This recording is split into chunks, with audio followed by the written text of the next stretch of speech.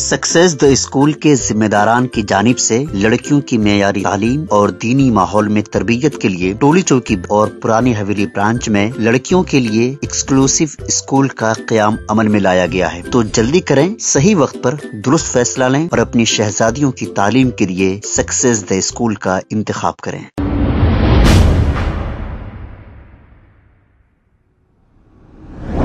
अस्सलाम वालेकुम नाजरीन, 7H न्यूज में आपका इस्तकबाल है। शहर में अचानक हुई बेमौसम बारिश की वजह से दर्जे हरारत में कुछ तो कमी महसूस हो रही है और आवाम को धूप से कुछ राहत मिली है, जो वक्फे वक्फे से बारिश हो रही है।